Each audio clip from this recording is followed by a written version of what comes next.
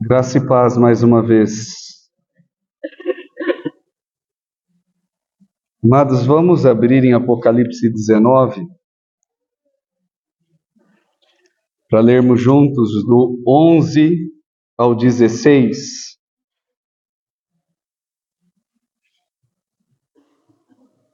Apocalipse 19, do 11 ao 16.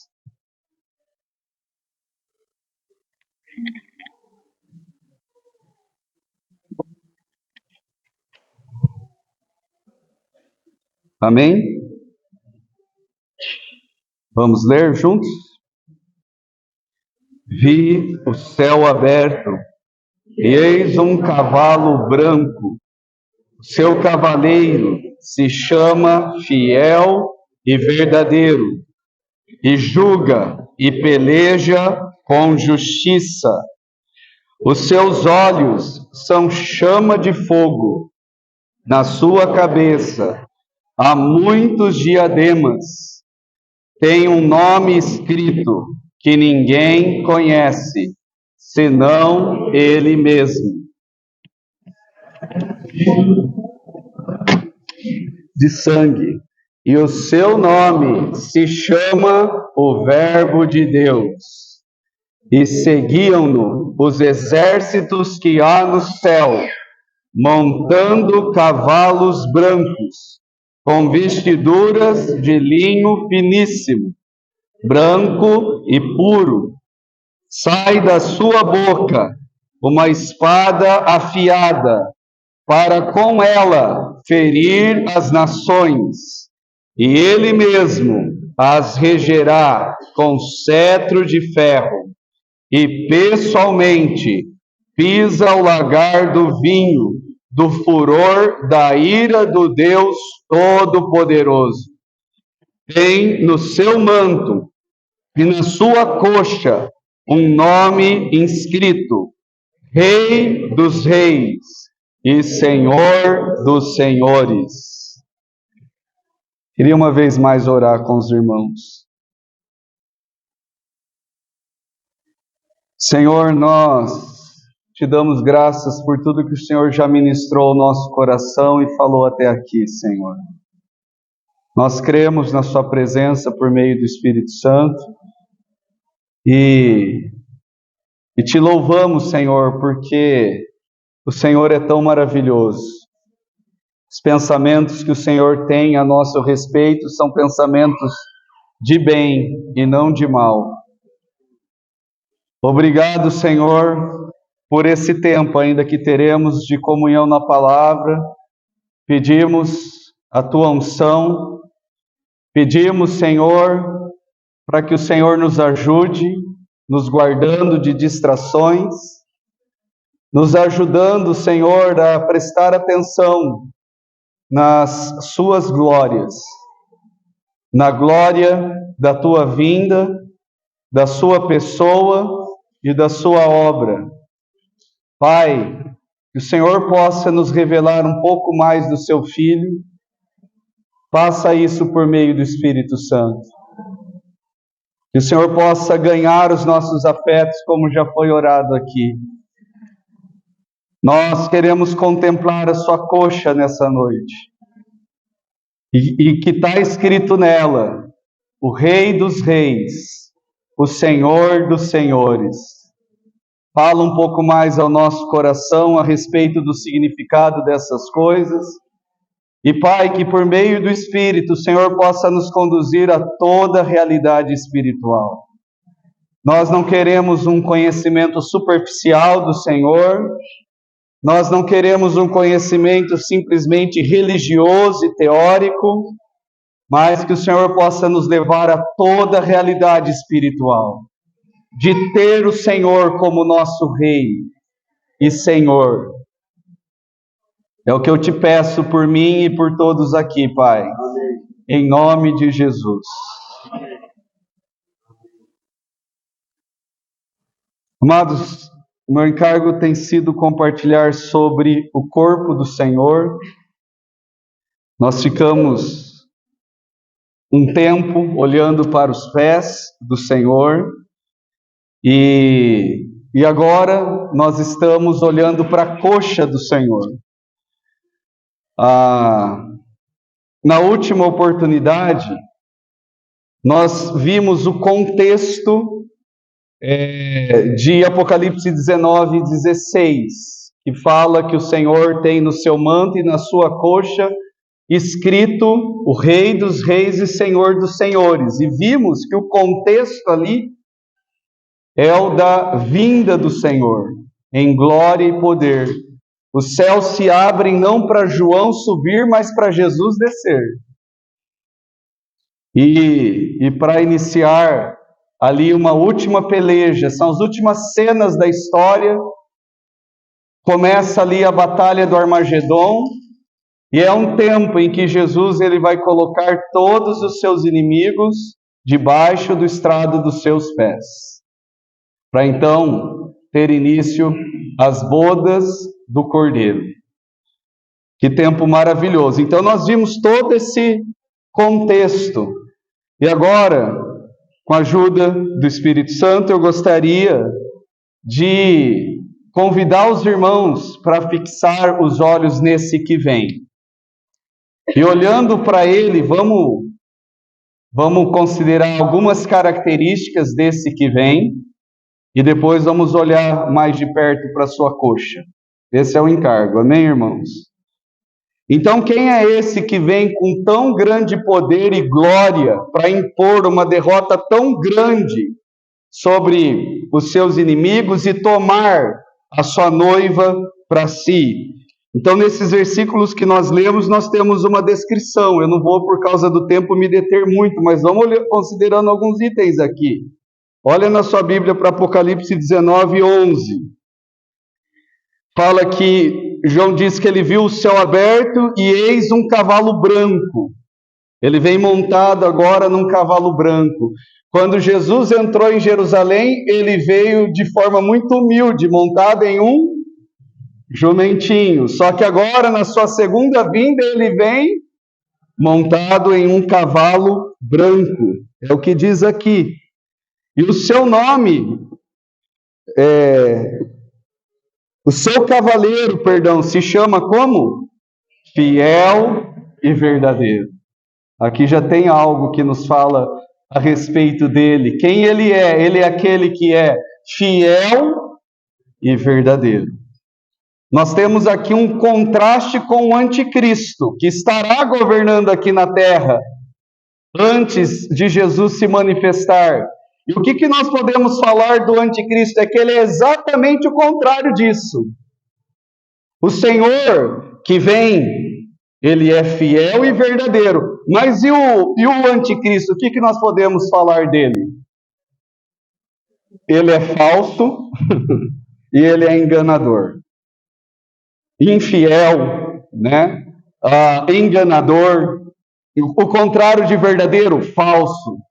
Mas graças ao Senhor, o falso vai estar governando por um tempo aqui, até que o verdadeiro chega. O que nós podemos também saber dele? Diz aqui que ele julga, então ele vem como juiz, e peleja, e vem também para lutar com justiça. Não existe nenhuma injustiça nas suas atitudes aqui. Os seus olhos são chama de fogo. Isso aqui fala também do seu juízo, os seus olhos que perscruta tudo. Nada fica oculto diante dos seus olhos. Ele julga palavras, ele julga atitudes, ele julga, a Bíblia diz, os segredos do coração. Então são esses olhos que perscrutam tudo.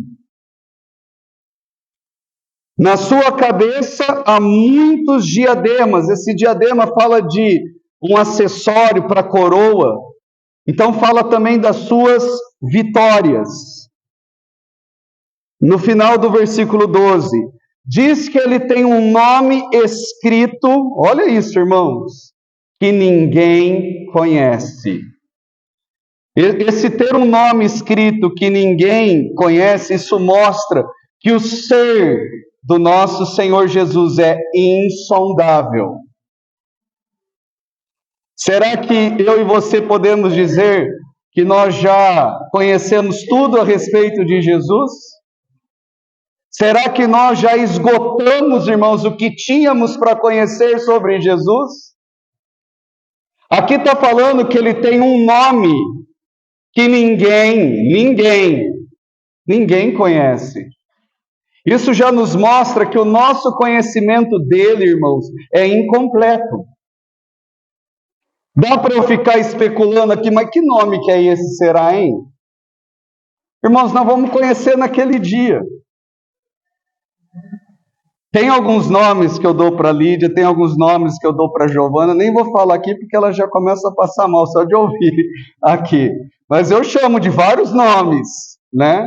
Mas aqui tem um nome que o Senhor está falando, que é o nome dele. Que nome será esse? Nós vamos descobrir naquele dia. Eu quero conhecer esse nome do Senhor. Que nomes você conhece a respeito de Jesus? Como que você pode dizer que o nome dele? Vamos falar nomes de Jesus. Que nome nós podemos dar para ele? Jeová. O que mais? Ele é o Messias. Quem mais? Emanuel. Mediador. O Cristo. Pastor. Cordeiro de Deus. Ungido. Consolador. Palavra, o verbo de Deus. Mas tem um nome que você não sabe, eu também não sei. E que nós vamos descobrir naquele dia. Isso mostra que o seu ser é insondável. E o conhecimento que nós temos dele, irmãos, ainda é incompleto. E por toda a eternidade, nós ainda estaremos crescendo em conhecimento do nosso Senhor. Daí, na sequência, diz que ele está vestido com um manto tinto de sangue. Um manto tinto de sangue. Por que esse sangue? Não é por causa do seu sacrifício na cruz. Mas os irmãos lembram que ele vem para pelejar e lutar contra todos os seus inimigos, e com a espada que sai da sua boca, nós vimos isso. Ele vai matar reis, poderosos, grandes e pequenos, todos aqueles que estarão reunidos contra o povo de Deus. Com a espada que sai da sua boca, ele vai ferir a todos. E vai ter um grande banquete ali para as aves de rapina. Os irmãos estão lembrados disso? Então, o seu manto está agora com esse sangue, mas o sangue dessa luta, dessa batalha, sai da sua boca. Eu pulei o final do versículo 13. O seu nome se chama o Verbo de Deus. Aqui a gente já sabe quem é esse, né? No princípio era o Verbo. O Verbo estava com Deus, e o Verbo era Deus, e o Verbo se fez carne, e tabernaculou entre nós, cheio de graça e de verdade. Vimos a sua glória como a glória do unigênito do Pai. Então nós sabemos que o Verbo de Deus é Jesus. E depois vai falar dessa espada que sai da sua boca. Irmãos, isso significa que com a sua palavra, ele vai derrotar todos os seus inimigos. Como foi que Deus criou todas as suas coisas? Com a sua palavra. E como é que ele vai derrotar todos os seus inimigos? Ele é o Verbo de Deus. Com a sua palavra. Os irmãos viram ontem o que aconteceu. Os Estados Unidos entrou para a guerra. E daí foi lá um caça que nenhuma outra nação dizem que tem. Soltou uma bomba que dizem que só os Estados Unidos tinha, de não sei quantas toneladas, né? Para poder destruir aquele... Isso. Mas o Senhor, como é que ele vai vir, irmãos? Ele vai vir com caça. Ele vai precisar de uma bomba atômica para dar jeito nessa turma? Com a sua palavra. Irmãos, que palavra poderosa é essa? Como é que ele criou todas as coisas? Foi pela sua palavra. E como é que ele vai derrotar todos os seus inimigos? Pela sua palavra. Como que nós temos recebido a palavra do Senhor, irmãos? Essa palavra tão poderosa. Daí, na sequência, diz que ele vai ferir as nações, vai reger com cetro de ferro, e pessoalmente pisa o lagar do vinho, do furor da ira do Deus Todo-Poderoso. Ele vem para julgar as nações agora. Ele vem para estabelecer o seu reino. E no seu manto e na sua coxa tem um nome inscrito, que é Rei dos Reis e Senhor dos Senhores. Vamos agora olhar para a coxa do Senhor, irmãos. Esse é o encargo principal. A coxa, tanto na Bíblia quanto na história, culturalmente falando, ela representa força, virilidade, poder. Nós estamos olhando para a coxa do Senhor agora. Do que essa coxa fala? De força, de poder. Os irmãos lembram que lá em Gênesis 32, 25, Jacó lutou com um homem, e é dito ali também que ele lutou com Deus. Os irmãos estão lembrados disso? E ele se esforçou e lutou ali a noite toda, até que ele foi tocado onde? Na coxa, na articulação da coxa.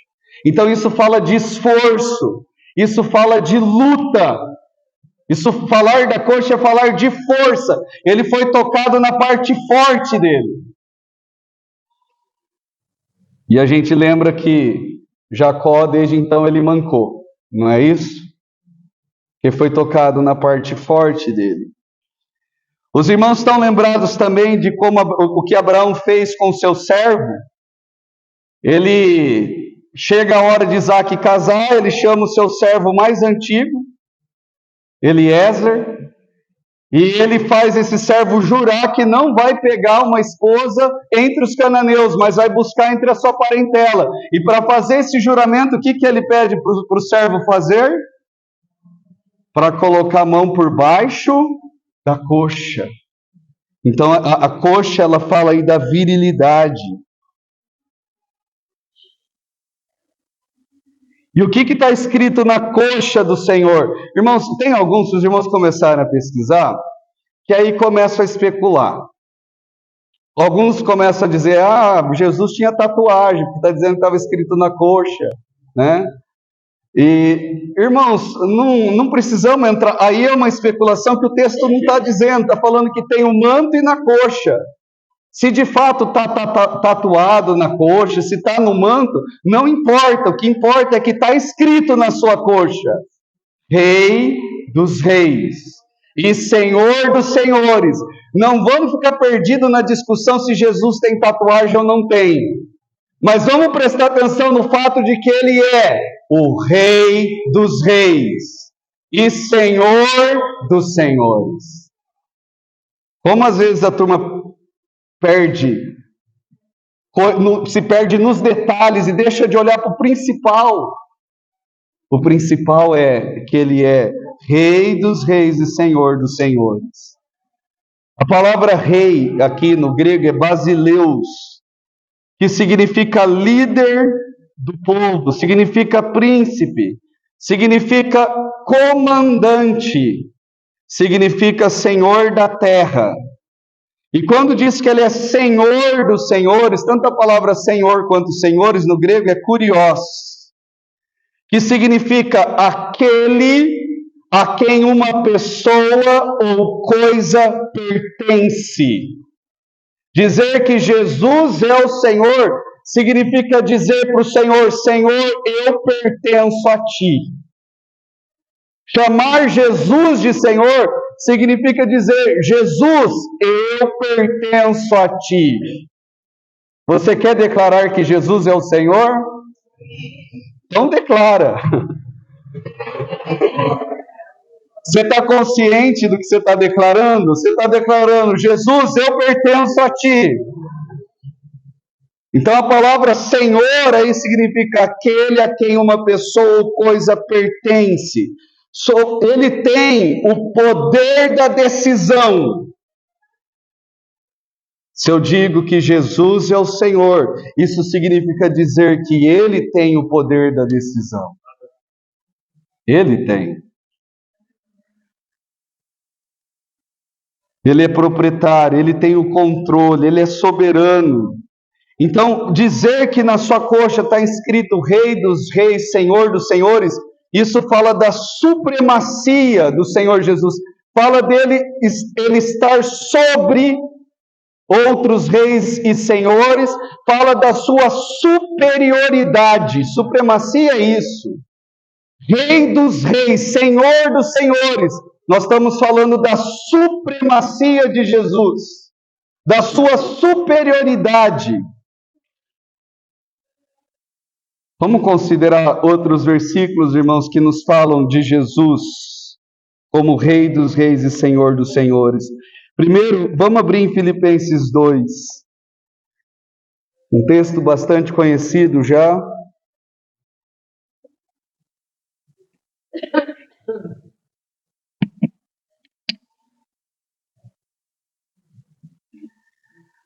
Amém? Filipenses 2, eu vou ler.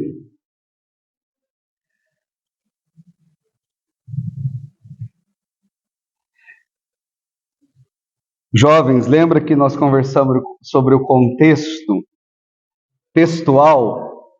Então, olhando para o contexto textual do que nós vamos ler aqui, olha sobre o que Paulo está falando aqui.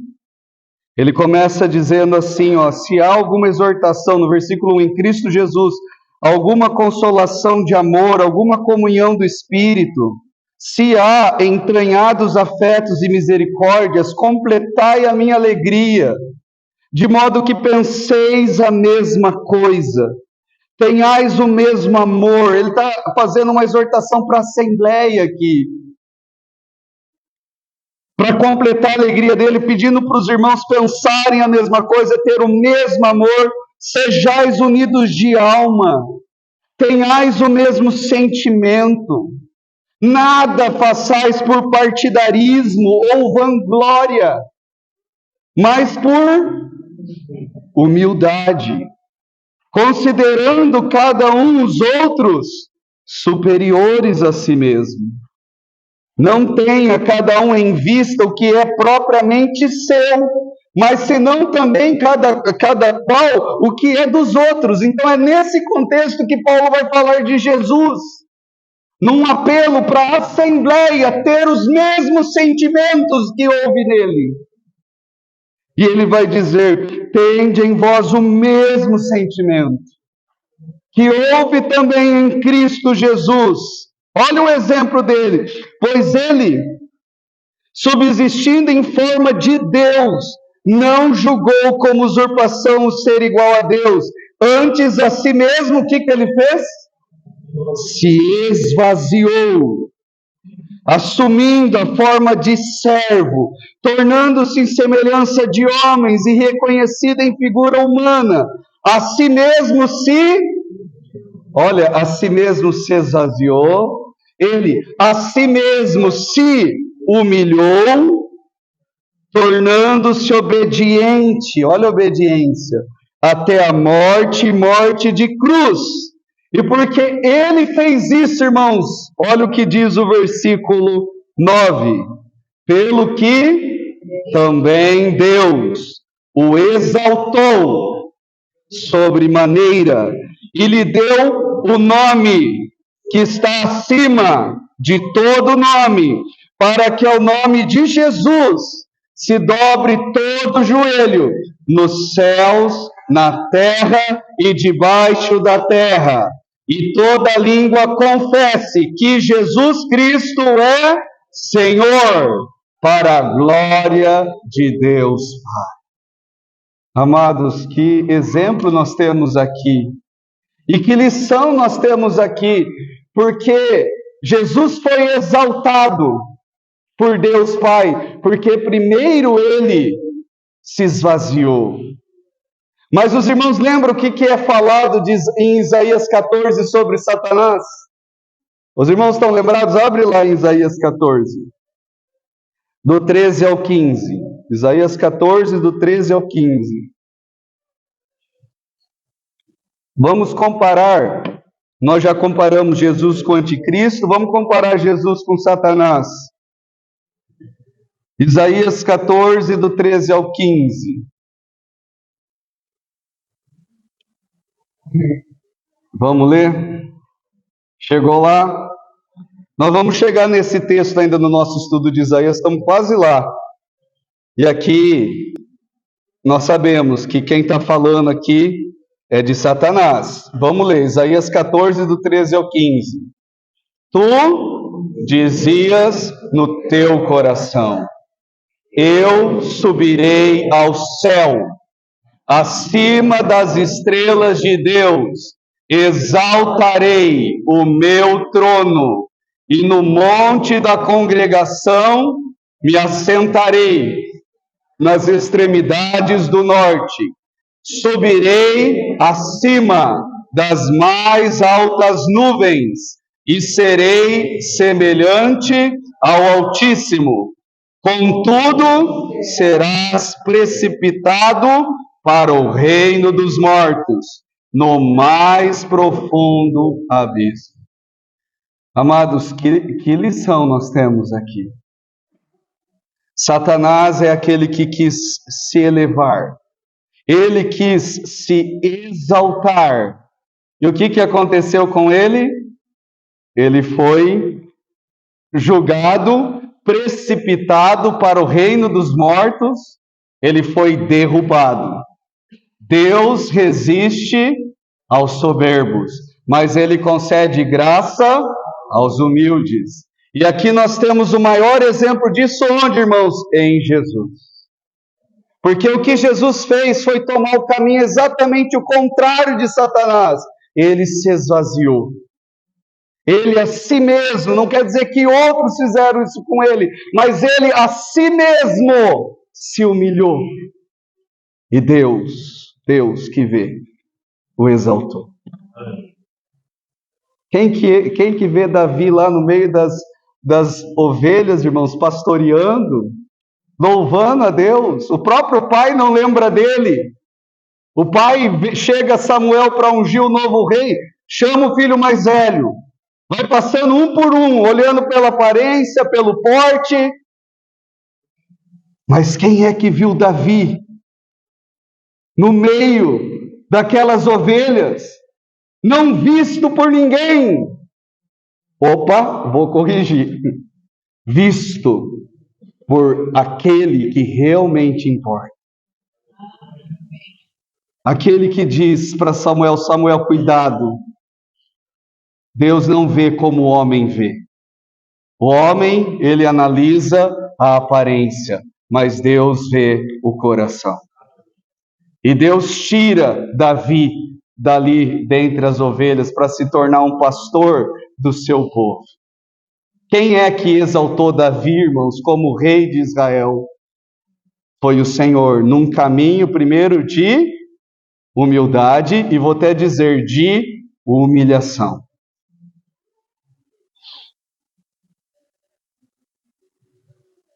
Mais um texto para a gente caminhar para encerrar. Apocalipse 17, 14.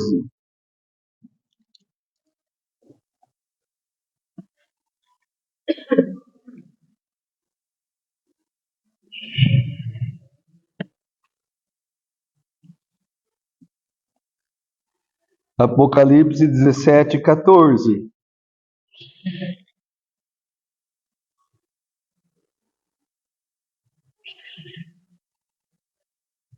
Amém? Vamos ler juntos?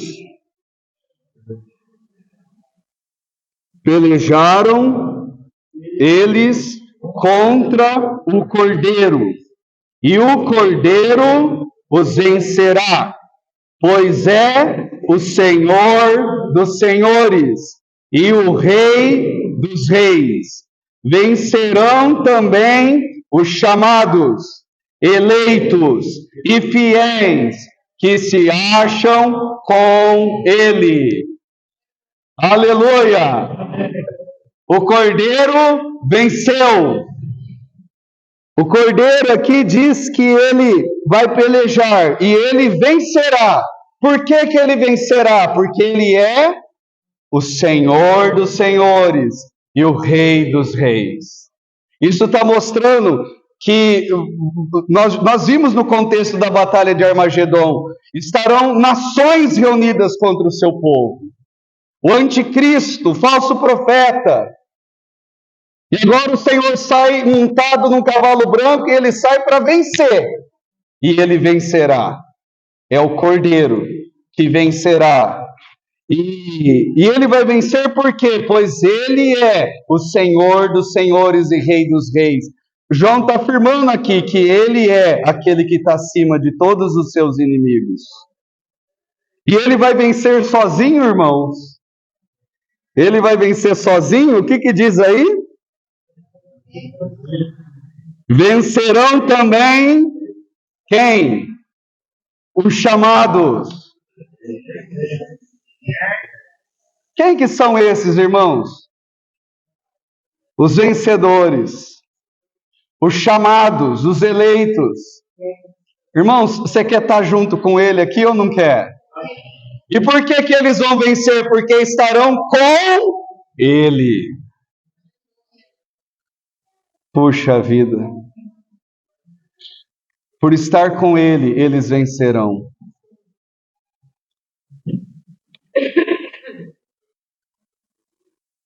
Ele é o Senhor dos senhores, o Rei dos reis. Ele vai aqui colocar todos os seus inimigos debaixo do estrado dos seus pés. Em Hebreus 10, irmãos, 12 a 13, por causa do tempo eu vou citar. Hebreus 10, 12 e 13. Fala assim, se você quiser procurar lá, chega lá enquanto vai ouvindo. Hebreus 10, 12 e 13. Jesus, porém, tendo oferecido para sempre um único sacrifício pelos pecados, assentou-se à destra de Deus, aguardando daí em diante, até que os seus inimigos sejam postos por estrado dos seus pés. Olha o que fala aqui, irmãos, a respeito da obra de Jesus em dois tempos. O versículo 12 fala da primeira vinda do Senhor. Hebreus 10, 12, tendo oferecido para sempre um único sacrifício pelos pecados. Quando é que Jesus fez isso? Na sua primeira vinda, quando ele foi até a cruz. E depois de ter realizado essa obra, o que aconteceu com ele? Ele se assentou à destra de Deus. O que diz a respeito dele aí? Aguardando o quê? Até que os seus inimigos sejam postos por estrado dos seus pés. E quando esse tempo chegar, irmãos, quando esse tempo de espera ter terminado, e os céus se abrirem, e o Senhor se manifestar, isso vai se cumprir. Amados, essa é a nossa esperança. É isso que o nosso coração anela, deseja. O clamor do Espírito Santo junto com o clamor dos vencedores é: vem, Senhor Jesus. E quando ele vir, ele vai fazer isso. Ele vai pegar todos os seus inimigos e vai colocar por debaixo do estrado dos seus pés. Nós já vimos na semana passada que ele vai derrotar, isso está lá em Apocalipse 19, 17, 18 e 21, reis, comandantes, poderosos, grandes, pequenos, todos eles serão mortos pela espada que sai da boca do Senhor e servirão de alimento para as aves. Nós vimos que em Apocalipse 19, 3 e 20, que o anticristo e o falso profeta, eles serão lançados no lago de fogo. E a meretriz, que era a antiga Babilônia, a falsa religião, ela também já terá sido julgada e estará queimando, como também fala em Apocalipse. E o diabo, o que vai acontecer com ele? Os irmãos estão lembrados? Ele vai ser aprisionado com correntes e lançado em um abismo onde ficará preso por 1000 anos. Amados, o Senhor fará isso. Em breve, aquele que vem virá. Irmãos, que privilégio nós temos de ter esse livro. Que privilégio nós temos de conhecer o final da história. Dias muito terríveis estão por chegar, irmãos. Mas, aleluia, que nós sabemos que o nosso Senhor vem. E na sua coxa está escrito o Senhor dos Senhores e Rei dos Reis. Amados, Ele virá como Senhor dos Senhores, como Rei dos Reis. Você está preparado para se encontrar com Ele? Você está preparado para se encontrar com Ele? Eu te pergunto, hoje, Ele tem sido o Senhor da sua vida? Hoje, Ele tem sido o seu Rei? Em 1 Tessalonicenses 4,16, quando Paulo fala dessa segunda vinda do Senhor Jesus, ele fala assim, porquanto o Senhor mesmo. Tem algumas versões que está assim, porquanto o mesmo Senhor. Se você ver lá em 1 Tessalonicenses 4, vai estar falando de Jesus, da sua obra de sacrifício, e depois um pouco adiante ele vai dizer, porquanto o mesmo Senhor, esse mesmo Senhor que é o Cordeiro de Deus e que deu a sua vida por nós, Ele mesmo, dada a sua ordem, Ele virá.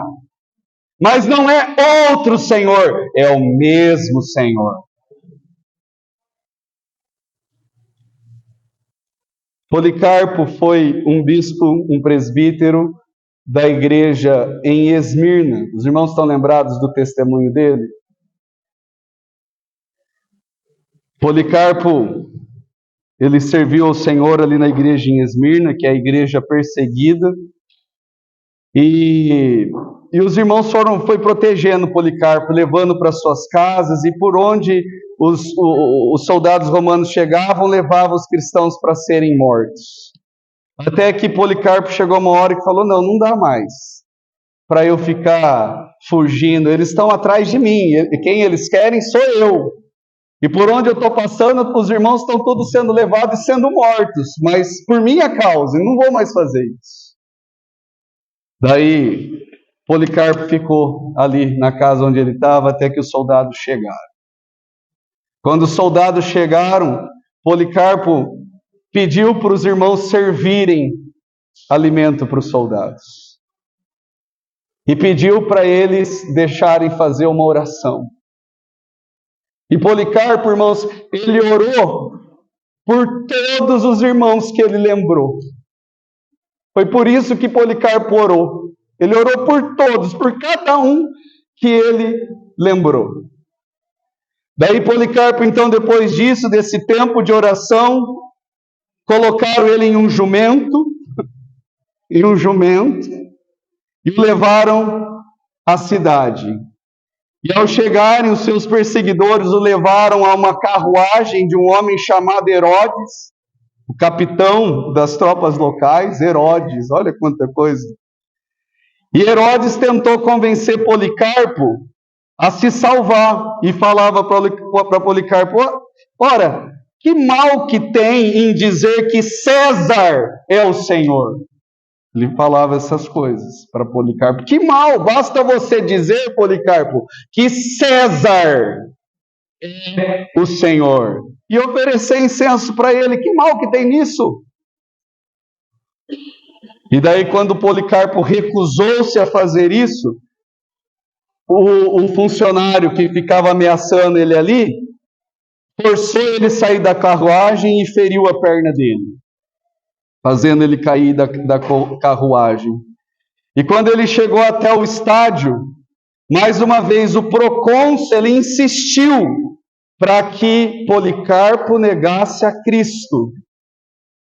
E daí Policarpo, então, ele declarou: há 86 anos eu tenho sido o seu servo, e ele nunca me faltou. Como blasfemarei contra o meu rei que me salvou? Ele é o Senhor dos senhores e o Rei dos reis. Irmãos, que o Espírito Santo possa nos levar a uma realidade espiritual mais profunda, de conhecermos a Jesus como Rei e Senhor, não só naquele dia, mas hoje. Tem uma outra serva, está me fugindo o nome dela agora, que também foi perseguida, e com o seu bebezinho no colo, né? E aí chegou um momento, está me fugindo o nome dela agora. Insistiram para ela entregar o bebê para os irmãos cuidar, e ela entregou. E ela disse que depois que entregou o bebê para os irmãos cuidar, a cela dela parecia um palácio. Não é.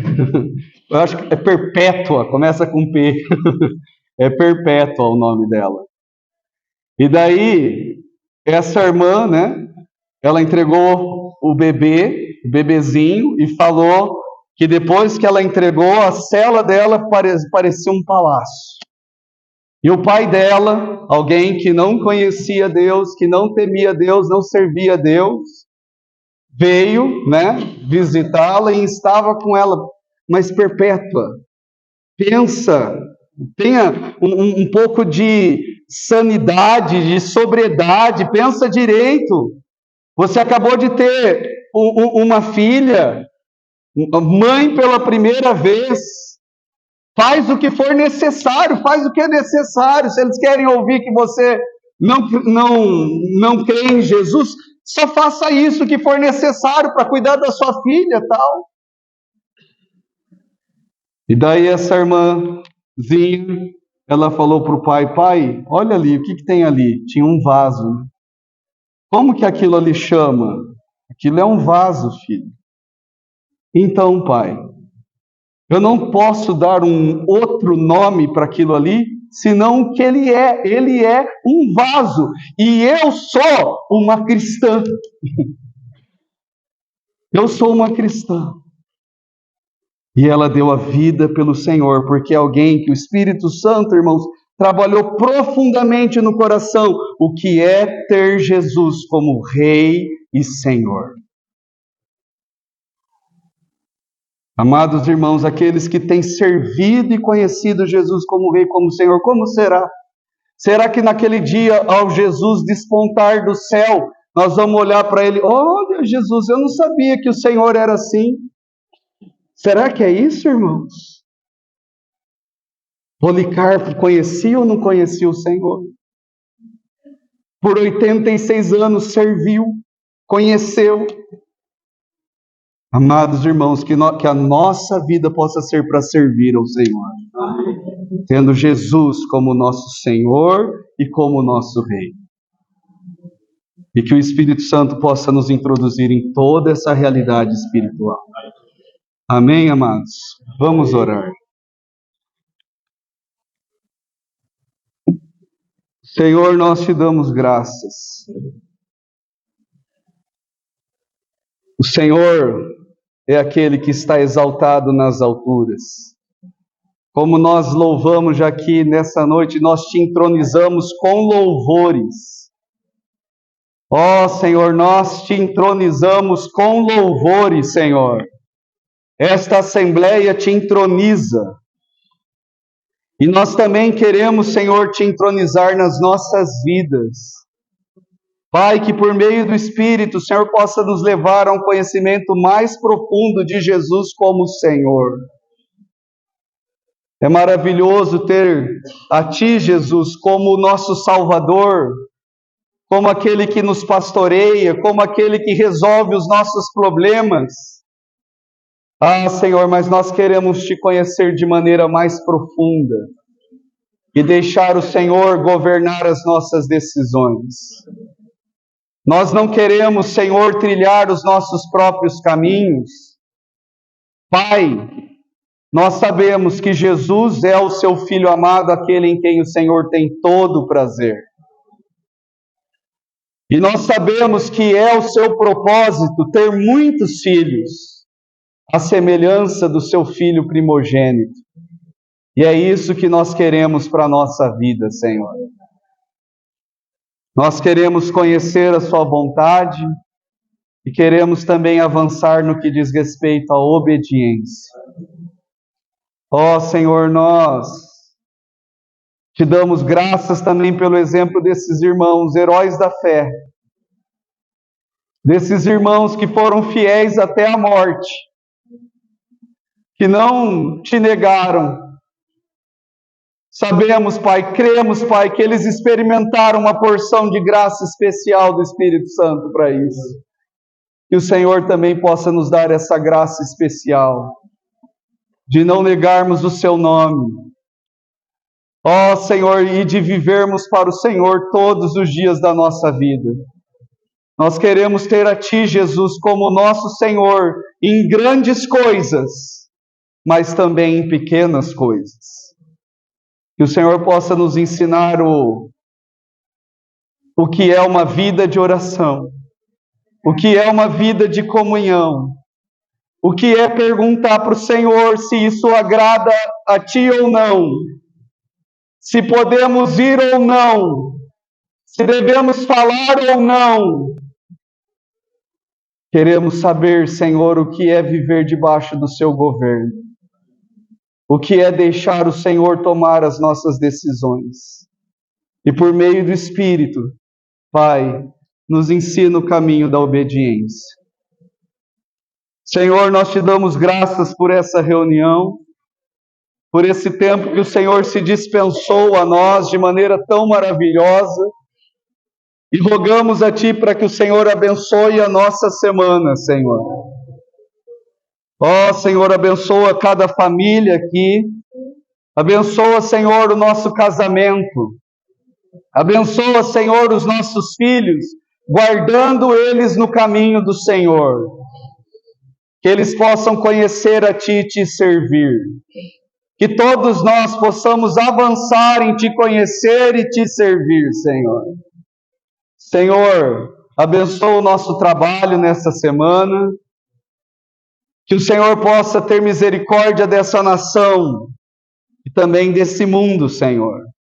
Sabemos que as coisas podem ficar piores, mas o nosso coração, Senhor, à medida que essas coisas vão acontecendo, ele não está desesperado, mas existe no nosso coração uma exultação, porque sabemos que a nossa redenção está mais próxima do que nunca. Está mais perto do que nunca. Ó Senhor, se formos ter que passar por momentos difíceis no fim dos tempos, concede para nós uma graça especial, como o Senhor concedeu para Policarpo, para a irmã Perpétua. Ó, concede para nós também, Senhor. Ó Senhor, se o Senhor for tomar para si os vencedores antes da grande tribulação, Senhor, eu quero ser um vencedor. E eu creio que cada irmão e irmã aqui também querem ser um vencedor. Nosso anelo, Senhor, é sermos arrebatados, se for isso que o Senhor irá fazer. Queremos ser tomados, como Enoque foi tomado. Ó Senhor, que o Senhor possa nos ajudar a olhar para o desenrolar da história, sem perder de vista o final. Aleluia, porque o Senhor é aquele que vem montado num cavalo branco. O Senhor é aquele que é fiel e verdadeiro.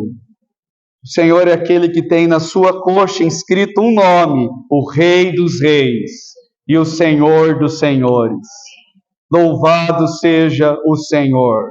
Amém. Não há nenhum personagem da história presente que possa nos inspirar temor. Não há nenhum personagem do mal que vai se manifestar, que possa colocar no nosso coração o desânimo, porque nós conhecemos o final da história. Nós sabemos, Senhor, que o Senhor é aquele que vem com poder e glória. Louvado seja o Senhor. Não nos deixa perder de vista essa esperança, Senhor. Não nos deixa ser cristãos perdidos com as coisas desse mundo. Livra o meu coração e o coração de cada irmão e irmã aqui de andar sobrecarregado. Sobrecarregado, Senhor. Talvez não sejamos perdidos com orgias e bebedices, mas todos nós, Senhor, sofremos muitas vezes de ter um coração sobrecarregado com os cuidados desse mundo e a ansiedade, como tem sido compartilhado. Guarda, Senhor, o nosso coração, para que possamos ser aqueles que vigiam e oram. Queremos ser como as virgens prudentes, Senhor. E o Senhor possa nos encontrar assim, como servos fiéis. Esse é o desejo do meu coração. Eu creio que também é o desejo do coração de cada irmão e irmã aqui. Pai, nos despede em paz. Te pedimos em nome de Jesus. Amém.